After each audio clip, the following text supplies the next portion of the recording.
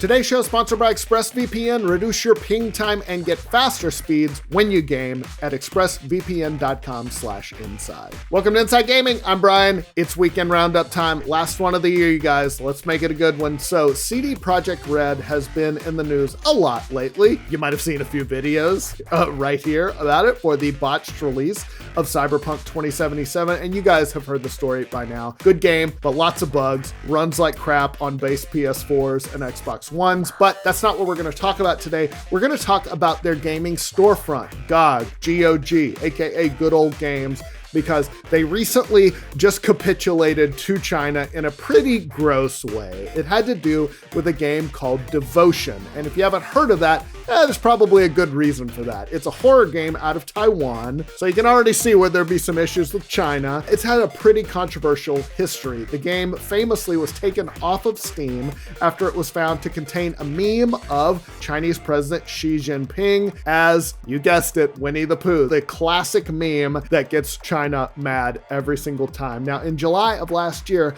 the Chinese publisher of the game, Indie Event, lost its business license from the Chinese government, and that was apparently due to that meme. The game was released physically in Taiwan earlier this year, but internationally, most people have not played it. But then in came GoG. Developer Red Candle Games announced on Wednesday that the storefront would carry it and that it would come out Friday, which would be yesterday. They added, "Thank you for your trust and support. We wish you a happy end of the year." Good ending, right? Well, not so fast, because literally hours later, like 5 hours after they announced that, GoG announced, we're not doing that. They tweeted, "Earlier today, it was announced that the game Devotion is coming to GoG. After receiving many messages from gamers, we have decided not to list the game in our store."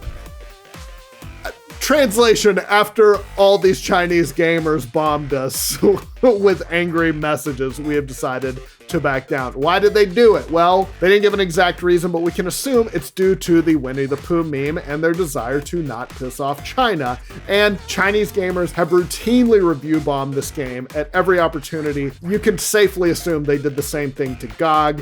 As the comedian Mike Drucker sarcastically put it, "After having many discussions with gamers, we have decided we'd rather do business in China. Thank you." Yep, that pretty much sums it up. Shout out to Mike Drucker, he rules. More than anything though, this is a particularly bad look for GoG, because while we expect this kind of thing at this point, sadly, from AAA developers and others who routinely bow down to China, GoG has always presented itself kind of a rebellious, gamer-friendly platform. The one with no DRM, we're cool, we're not like all the other ones. It turns out even rebellion has its limits. All right, we'll get to the rest of the stories in just a second, but first, let's talk more about ExpressVPN. Here's something scary. Earlier this year, more than 100 Twitter users got their accounts hacked into. Passwords, email addresses, phone numbers, and more, all taken from high-profile people: Joe Biden, Elon Musk, Kanye West.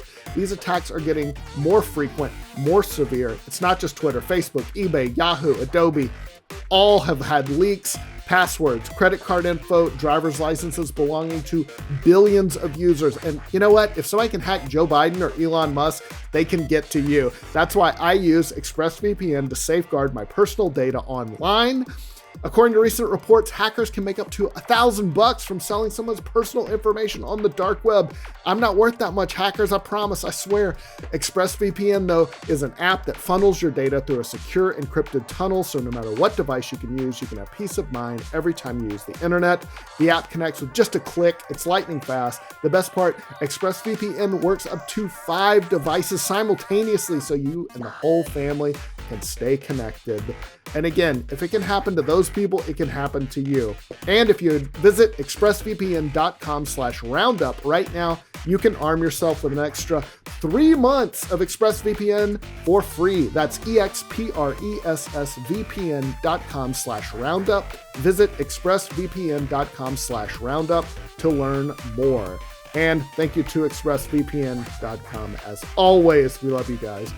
Let's talk about Assassin's Creed Valhalla. They're now selling EXP boosts for people who love video games but hate actually playing them. A recent change adds a utility item to the store that costs 100 Helix credits, that's about $10, and adds a permanent 50% boost to the experience that you gain across all your save files. A Ubisoft rep told Game Informer, as more and more post-launch content becomes available, we want to give the option to players to advance their progression. Utilities allow players who lack the time to fully explore the world of Assassin's Creed Valhalla to be able to acquire the game's best gear as well as other items by accelerating their progress. I hate modern video games sometimes a lot because of this stuff. Of course, they also did this in Assassin's Creed Odyssey, which also sucked, and they got a lot of heat from that. But Odyssey was a lot more grindy than Valhalla. Valhalla, not all the enemies are just sponges, so whatever. They want to make a little bit more money. Let's talk about Among Us. It's finally come to consoles. Well, one console, the Switch. Nintendo made the announcement during its Indie World showcase that is out on Switch right now. It's $5 on the eShop. That's the same that it costs on Steam, which is good that they didn't add the Nintendo tax to it. And the controller layout's a little bit different because the Switch has a controller and a touchscreen, but still pretty similar to the PC and the mobile version. And most importantly, there is crossplay with the other versions, so that's good. Speaking of Nintendo of America president Doug Bowser recently gave an interview to Polygon.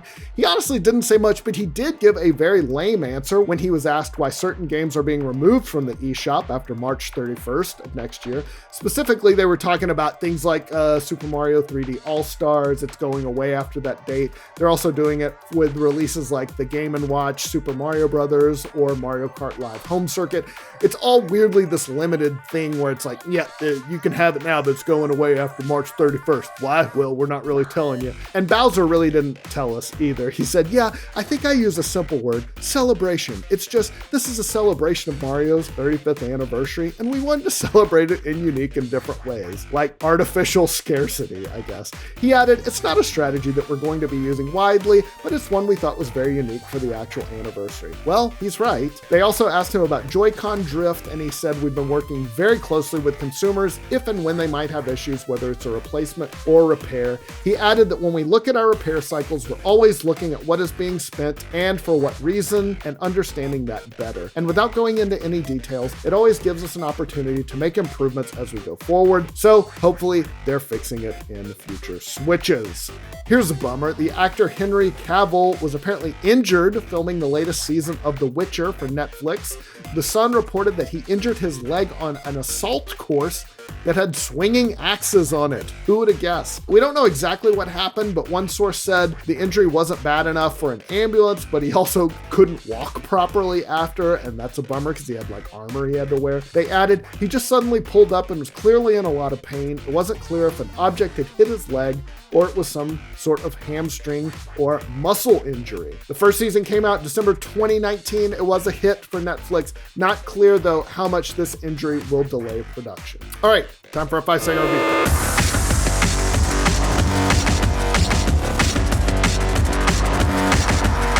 Yeah, I still don't know what sus means. Is that sus? Susudio? That's Phil Collins. That's a great song.